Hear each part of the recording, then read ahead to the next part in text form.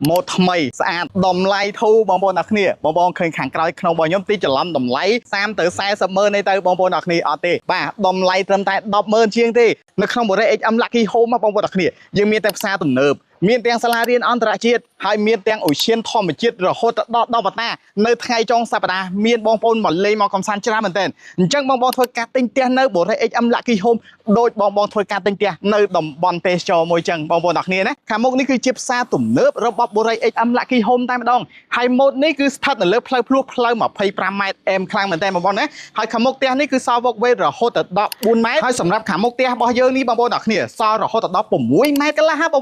បងអាចធ្វើការចតឡានបានរហូតដល់2 3គ្រឿងឯណោះចំហៀងនេះគឺយើងសល់រហូតដល់2ម៉ែត្រជាងឯណោះបែបធំទូលាយខ្លាំងមែនតើហើយដីនៅខាងក្រោយនេះវិញបងប្អូនបាទដីខាងក្រោយនេះសល់រហូតដល់7ម៉ែត្រជាងបាទធំទូលាយខ្លាំងបងអាចរៀបចំធ្វើ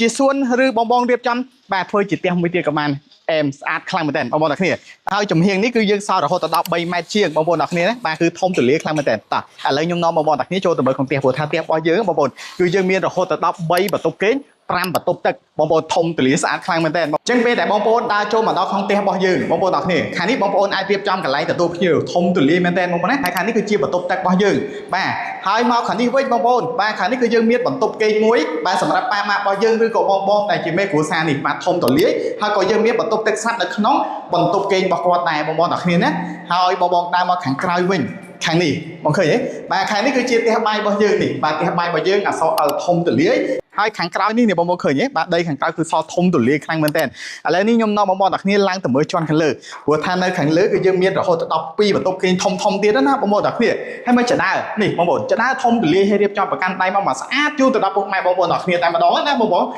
ខាងនេះខ្ញុំហៅថាបន្ទប់ទី2បាទគឺធំទូលាយហើយក៏មានបន្ទប់ទឹកស្រាប់បងប្អូនគឺនៅក្នុងបន្ទប់គេងបាទរបស់យើងតែម្ដងបាទធំទូលាយសម្រាប់ម៉ូតនេះបងប្អូនហើយពេលដែលបងដើរមកខាងមុខនេះវិញអញ្ចឹងពេលដែលបងប្អូនដើរមកខាងមុខបងប្អូនរៀបចំកន្លែងនេះកន្លែងទទួលភ្ញៀវក៏បានហើយយើងមានវេរណ្ដាដៃចេញទៅមុខនេះបងប្អូនឃើញទេនេះវេរណ្ដារបស់យើងបងប្អូនអូយញាក់សាច់តែម្ដងបាទធំទូលាយស្អាតដូចគ្នាបងប្អូនណាបាទនេះបងប្អូនអ្នកគ្នាណាបាទបន្ទប់របស់យើងគឺធំមែនតើនេះអូយញាក់សាច់តែម្ដងហើយមានបន្ទប់ទឹកស្រាប់នៅក្នុងបន្ទប់គេងបាទរបស់មេគ្រួសារនេះធំទូលាយស្អាតមែនតើហើយនៅមួយជាន់ទៀតបងប្អូនអ្នកគ្នាណាបាទនៅខាងលើ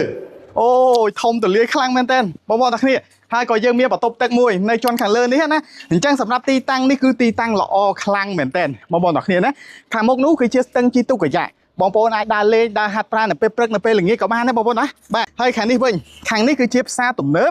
របស់បូរី HM Lucky Home តែម្ដងអញ្ចឹងនៅក្នុងបូរី HM Lucky Home បងប្អូនអ្នកគ្នាណាបាទតម្លៃយើងមានចាប់ពី70000